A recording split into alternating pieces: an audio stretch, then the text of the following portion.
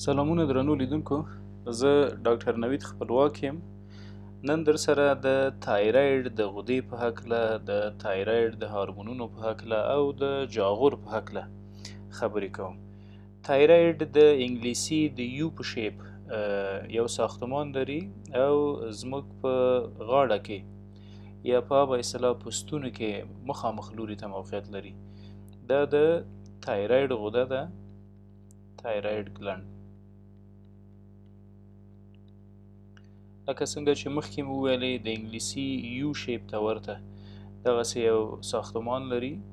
یو لوب چپ طرف ته لري، یو لوب ښي طرف ته لري، او دا ساحه هم د استمس په نامه د ساختمان یو بل سره نښلولې ده. که دا ښي لوب وي د تایراید، رایټ لوب، دا یې چپ لوب ده او د ساختمان په واسطه چې استمس نومیږي، د تایراید دوه لوبونه یو بل سره نښتي دي. د تایراید نه لاندې چې کوم ساختمان ده، د تراکیا یا قصبه توریه یا هغه پایپ چې یا هغه نلکه چې هوا انتقالوي زموږ سږو ته، له تایراید نه پورته کوم ساختمان چې ده دې ته تایراید کارټیلیج وایي. یو غضروفي ساختمان ده، تایراید کارټیلیج. ککرک یا غضروفي ساختمان لري او پورته د تایراید له غدې نه موقعیت لري چې ډیری وظیفه یې هم د تایراید سټیبلیټي ده. ښه، راځو د تایراید غدې په هکله یو څه نور غږیږو. ځینې انسانانو کې د استمس خواته داسې یو بل لوب هم موجود وي چې هغه ته پیرامیډل لوب وایي. داسې یو لوب د استمس تر څنګ ده، اکثرو کې ډېرو کم انسانانو کې لیدل کېږي پیرامیډل لوب.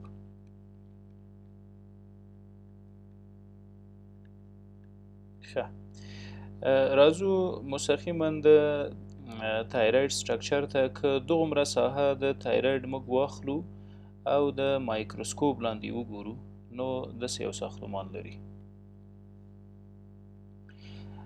دا د تایراید دغو حجراتو ته تایراید فولیکلز وایي یا فالیکولر سیلز. فالیکولر سیلز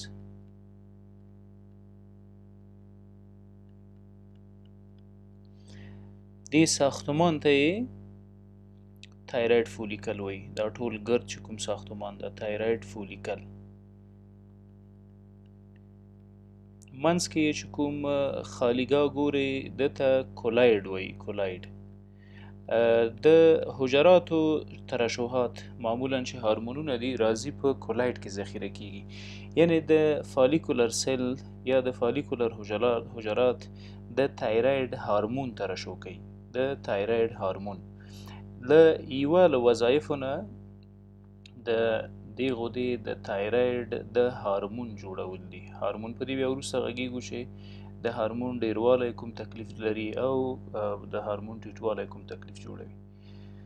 ښه، دلته نور څه حجرات لیدل کېږي، دته سی سل وایي. سی سل، او د سی سل وظیفه هم د یو بل هارمون جوړښت ده چې هغه ته کلسیټونین وایي. کلسیټونین، د کلسیټونین وظیفه هم په وجود کې د کلسیم تعادل برقرارول دي. په وجود کې چې څومره هم زموږ په وینه کې کلسیم ګرځي، او دا د هډوکو د استحکام لپاره ډېر یو مهمه فکتور ده کلسیټونین.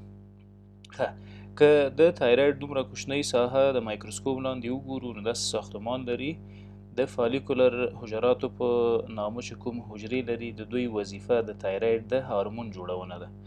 او د سی سل په نامه حجرات هم د کلسیټونین په نامه هارمون جوړوي چې د کلسیم په میټابولیزم کې ډېر مهم رول لري.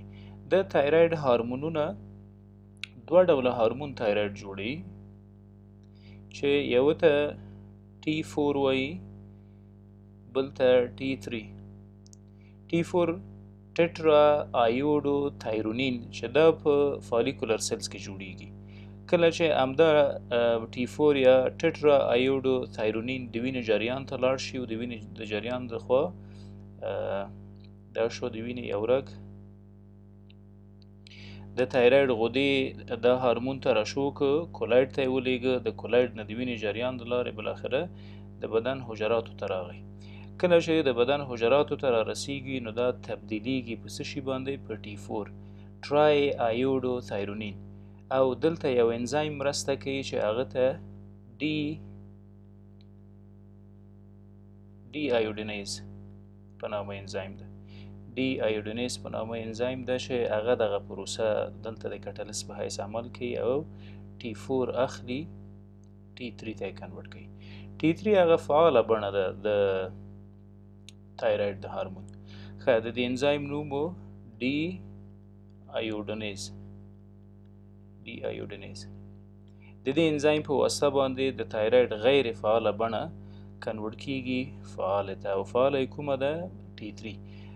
20% د تایراید هارمون فعاله ده، متبقي 80% هارمون غیر فعاله ده، یعنی T4، او دا په داخل د حجراتو کې ترشح حجراتو کې جوړیږي او کولایډونو کې ذخیره کیږي.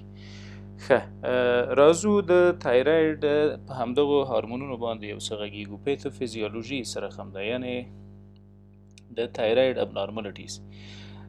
یا به د تایراید په هارمون کې تکلیف وي، نه به ترشح کیږي، زیات به ترشح کیږي، یا به ترشحات د یو نامعلومې او غیر منظمې منبع د لارې کیږي. ابنارمالیټیز یا د تایراید د غدې ستونزې او تکالیف. اول شروع کو په ترشحاتو باندې، په سیکریشنز. د تایراید په سیکریشنونو باندې پوه شو چې یو هارمون ده د تایراید په نامه، او بل هم کلسیټونین هارمون ده. ډېرې تم کیږو د هارمون په ترشح باندې. که چیرې د تایراید هارمونونه زیات شول، مثلا T3 T4 د تایراید په واسطه زیات تولید شول، کوم تکلیف چې منځته راځي هغه شو هایپر تایرایډزم. د تایراید هارمون په بدن کې زیات تولیدیږي. د دې په علتونو غږیږو چې ولې زیات تولیدیږي.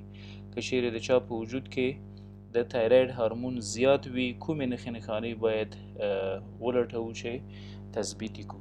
همدا رقم که چیرې هارمون کمیږي، د هایپو تایرایډزم په نامه بل تکلیف چې هغه خپل مشخص علایم لري، مشخصه درملنه او مشخص معاینات.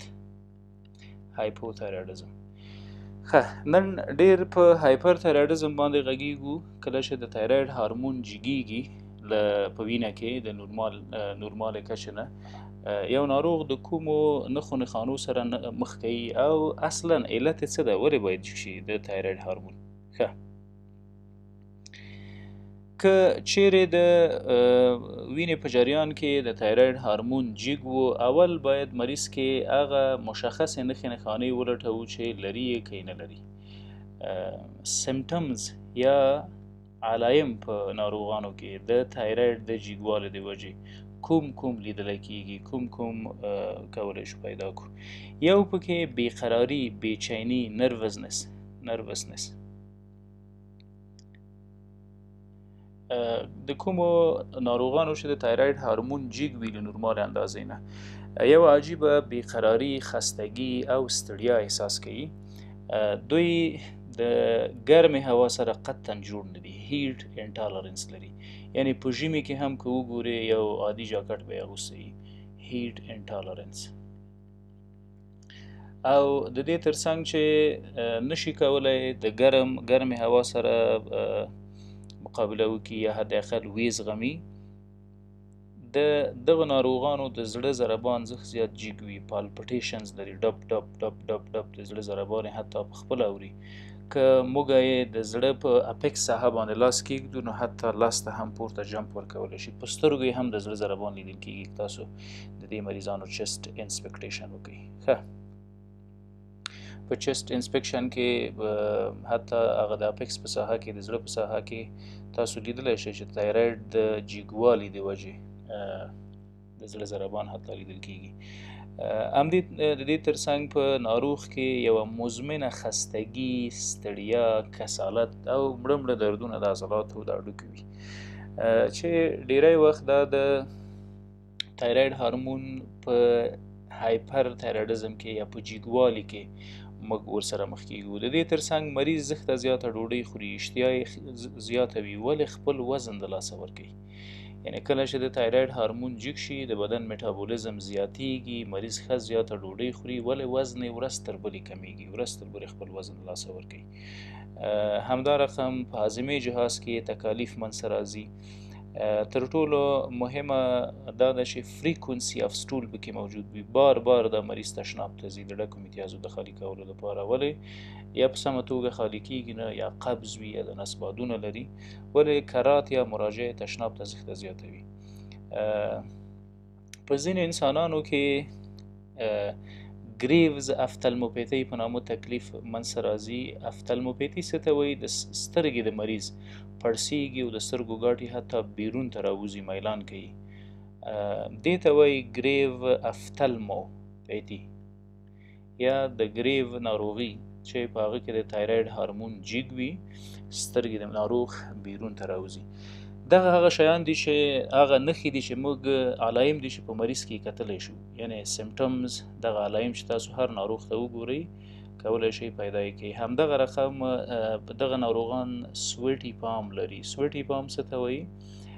د لاس ورغوی خولې کوي، کوم چې د تایراید هارمون د جګوالي سره مخ دي.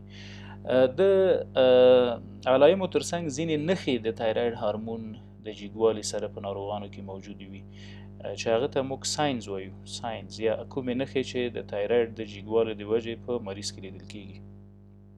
تر ټولو پکې که موږ اول د دې مریض پلس وګورو، نبض یې وګورو، نو نبض یې زښت زیات جګ وي، ګډ وډې، ټکی کارډیا موږ دې ته وایو، ټکی کارډیا. ټکی کارډیا یا د زړه د ضربانو زیاتوالی نورمال 2 او 15 کې وي، د دغه مریضانو تر 1.5 حتی تر 200 پورې هم رسیږي. ډېری وخت په ایټریل فیبریلیشن کې دغه مریضان د زړه د ډېر ډبهاري د وجې حتی د زړه د ضربان 300 او 350 ته رسیږي، چې هغه بیا د ای اف یا د ایټریل فیبریلیشن په نامه د زړه ناروغي هم جوړوي. د دې ترڅنګ ځینې ناروغان وي چې هغه ګایټر لري. ګایټر څه معنا؟ جاغور لري، او جاغور مخکې له مخکې نه تاسو چې وګورئ په ستوني کې ښکاري. کومه څه معلوموو؟ مریض ته وایي چې لاړې تېرې کړه. کله چې لاړې تېرې د تېرولو سره که چېرې جاغور یا دغه غدې پورته حرکت وکړو، نو دا جاغور د تایراید د غدې غټوالی ده. د ګایټر ترڅنګ دغه مریض وام ګرم وي، د مړې تبې یا د ګرموالي احساس کوي، مرطوبه پوستکی لري، مایسټ سکن یا لون پوستکی، همیشه یې د لاس ورغوي وګوري خولې کوي، لامده وي. همدا رقم سترګې که وګورو په ګریو ډیزیز کې تاسو ته مخکې هم ویل چې افتالموپیتي منځته راولي، سترګې بیرون راوځي. پری آربیټل مایکزیډوما منځته راځي. همدا رقم اونایکایلوسس په نامه تکالیف دي چې هغه په د تایراید هارمون په جګوالي کې لیدل کېږي. په هر حال که چیرې د دغسې علایمو سره مخ کېږو چې تایراید هارمون مو جګ ده، هم نښې او نښانې لرو او هم علایم لرو، په هغې صورت کې بهتره ده چې موږ د تایراید د هارمون د جګوالي علت پیدا کړو، ولې د تایراید هارمون جګ شوی ده په وجود کې، چې په هغې باندې دلته مفصلا خبرې کوو. د تایراید هارمون که جګیږي ممکن په مریض کې ګریو ډیزیز موجود وي. ګریو ډیزیز څه ته وایي؟ زموږ د بدن دفاعي سیستم راځي او پر تایراید غده باندې حمله کوي. کله چې د تایراید په غده باندې حمله وشوه، نو دلته یو د دروغو ټي اس اچ ورته جوړوي. د دروغو ټي اس اچ څه معنا لري؟ تایراید سټیمولیټینګ هارمون معمولا د مغزو نه، د پیچټري ګلند نه راځي، د نخامیه غدې نه د وینې جریان ته بالاخره فالیکل باندې تایراید هارمون جوړوي. دلته دفاعي سیستم انټي باډي جوړه کړي او په خپل سر را روانه د تایراید هارمون تایراید فالیکل ته ورته وایي چې بس شابه جوړوه تایراید هارمون. دا نو په خپل سر تایراید هارمون جوړوي، هلته ماغزه خبر نه وي، بلکې دفاعي سیستم یو د دروغ انټي باډي را لېږلي وي. په دې کې زښت زیات تایراید هارمون تولیدېږي، زښت زیات T3 او T4 په وینه کې لیدل کېږي، خصوصا T3 او T4. دا نو په مریض باندې ټول هغه علایم مسلط کوي، لکه بېقراري و، بېچیني لري، ستړی وي، بغیر له دې چې کوم کار یې کړی وي، او ورو ورو د تایراید د هارمون جګوالی بالاخره د سترګو د ودې سبب ګرځي. دا یو انابولیک هارمون د سترګو ګاټې بیرون راوځي. دې ته وایي ګریو ډیزیز. تقریبا 80% په ګریو ډیزیز کې انټي باډي موجوده وي. 80% کوم انټي باډي موجوده وي؟ د آټو انټي باډیز په نامه انټي باډي دي. آټو انټي باډیز چې دا د زموږ د بدن د دفاعي سیستم په واسطه باندې جوړیږي، راځي د تایراید هارمون ته او د T3 T4 د لوړوالي سبب ګرځي. دویم علت چې د هایپرثایرایډیزم سبب ګرځي، د تایراید هارمون د زیاتوالي سبب ګرځي، هغه ټاکسیک ګایټر ده. ټاکسیک ګایټر څه ته وایي؟ ګورئ دا د تایراید یو لوب ده، دا د تایراید بل لوب ده، د استماس په واسطه سره نښلول شوي دي او دا هم کارټیلیج شو، دا هم ټرکیه. کله چې یو نوډیول موجود وي، یو پړسوب موجود وي په تایراید کې، دغه پړسوب که فرضاً سرطانونه په نظر کې ونیسو، د تایراید سرطان موجود وي، تایراید سرطان یو کوچنۍ غده وي په داخل د تایراید کې، شخه وي ډیره، د مریض د وزن د کمبود سبب ګرځي او یا د هایپوتایرایډیزم یا د هایپرتایرایډیزم سبب ګرځي. دغه ټاکسیک یا زهري یا سرطاني غدې کولی شي چې د هایپر سیکریشن سبب وګرځي یا د هایپرتایرایډیزم سبب وګرځي، ځکه معمولا غدوات سرطاني غدوات په خپل سر حجرات وده کوي، په خپل سر نمو کوي، هیڅ د دفاعي سیستم تابع نه وي. نو دویم ټاکسیک ګایټر یا د سرطان د غدې د تایراید د غدې سرطانونه دي په ډېر معذرت سره. ښه تقریبا 15% د هایپرتایرایډیزم سبب ګرځي، تقریبا 80% ګریو ډیزیز د هایپرتایرایډیزم سبب ګرځي. هایپرتایرایډیزم یا د تایراید هارمون لوړوالی یا جګوالی. همدا رقم تایرایډایټس یا د تایراید غدې التهاب چې ډیری وخت تایرایډایټس د ویروسونو په واسطه منځته راځي، هرپیز زوستر، هرپیز سمپلکس، سایټومیګالو وایرس، دا ټول کولی شي د تایرایډایټس سبب وګرځي. په تایرایډایټس کې د ستوني درد هم مریض احساس کوي، په ډیګلوټیشن یا د خوړو په تیرولو کې هم تکلیف لري او مړه تبه هم ځینې وخت لري سره د اړوکو دردونه. تقریبا 2 تر 4% تایرایډایټس کولی شي د هایپرتایرایډیزم سبب وګرځي. همدا رقم TSH سیکریټینګ ټیومرز دي. TSH سیکریټینګ ټیومرز زموږ په اعصابو کې، په مغزو کې ځینې ټیومرونه موجود وي چې هغه تایراید سټیمولیټینګ هارمون جوړوي. تایراید سټیمولیټینګ هارمون زی وینې ته او د وینې د جریان نه ځان رارسوي تایراید ته، په تایراید باندې بالاخره د تایراید هارمون جوړوي چې دا د هایپرتایرایډیزم سبب ګرځي. ډیر کم دي، تقریبا less than 1% کیسونه دي، د 1% نه کم کیسونه تقریبا د هایپرتایرایډیزم د دغسې یو معضلې د وجې منځته راځي. همدغه رقم ځینې نور علتونه هم دي چې کولی شي د تایراید د هارمون د لوړوالي سبب وګرځي، چې هغه یو پکې مثلا اگزاجنس تایراید ده. اگزاجنس تایراید څه معنی؟ یو څوک هایپوتایرایډیزم لري، د تایراید هارمون کم ده، هغه باید تایروکسین واخلي. که تایروکسین زیات واخیستل نو دا کولی شي چې د هایپرتایرایډیزم سبب وګرځي. دې ته اگزاجنس هارمون وایي یا اگزاجنس تایراید، اگزاجنس تایروکسین. اوکې، دغه هغه علتونه دي چې تایراید هارمون د لوړوالي سبب ګرځي. که چیرې علتونه معلوم ول کولی شو، ډېر زر یې د درملنې برنامه د ځان سره ولرو، منیجمنټ یې په سمه توګه وکړو. راځو د تایراید د لوړوالي لپاره کوم معاینات مهمه دي چې باید وکړو. په لابراتوار کې تایراید فنکشن ټیسټ ډیر مهمه ده. تایراید فنکشن ټیسټ، په تایراید فنکشن ټیسټ کې موږ څه ګورو؟